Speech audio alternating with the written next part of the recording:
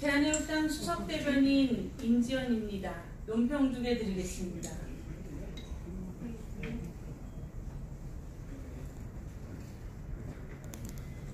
박근혜 대통령 집행정지를 해야만 대한민국 인권이 사는 길. 박근혜 대통령의 건강 상태에 대한 20일 임검 현장조사 결과를 토대로 7명의 심의위원이 형 집행정지 안건을 의결합니다. 심의위원회는 위원장인 박찬호 서울중앙지검 2차장 외 사건 담당 주임검사 등 검찰 내부위원 3명, 의사가 포함된 외부위원 3명으로 구성됐습니다. 과반수 출석, 과반수 찬성으로 안건을 의결하면 윤석열 서울중앙지검장이 최종 결재합니다.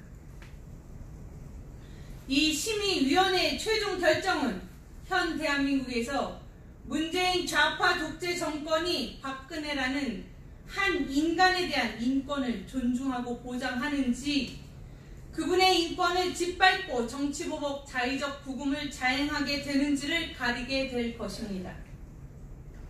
국제사회와 유엔 인권 메커니즘의 기준에서 자의적 구금, arbitrary detention은 개인이 법률에 반하는 범죄를 자행했다는 증거 없이 체포 구금되거나 정당한 법적 절차 없이 체포 구금되는 것을 의미합니다. 박근혜 대통령의 구속이 만기된 4월 16일 이후에 그분에 대한 구속은 불법적 인신감금, 자의적 구금에 해당합니다.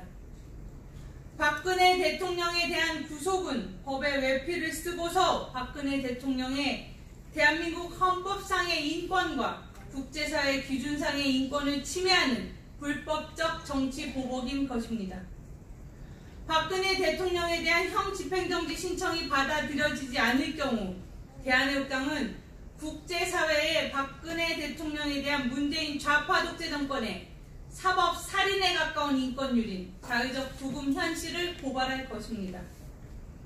유엔 인권이사회, 휴먼 라이츠 카운슬의 인권 메커니즘의 특별 절차, 스페셜 프로시저스에는 자의적 구금에 관한 실무그룹, 워킹 그룹 on arbitrary detention이 있습니다. 이 실무그룹에 박근혜 대통령에 대한 현 대한민국 정부의 자의적 구금을 포함한 인권 유린을 대한애국당이 나서서 고발 청원할 것입니다. 박근혜 대통령과 직접적 소통과 교감을 하고 있는 대한애국당은 관련 변호인과의 공조를 통해서 박근혜 대통령에 대한 불법적 인신감금, 즉 자의적 구금에 대해 국제사회에 청원하는 일을 해나갈 것입니다. 박근혜 대통령형 집행을 반드시 정지하십시오. 이는 생명과 인권의 문제입니다. 문재인 좌파 독재 정권은 대한민국을 북한과 같은 인권유린 국가로 만들지 마십시오.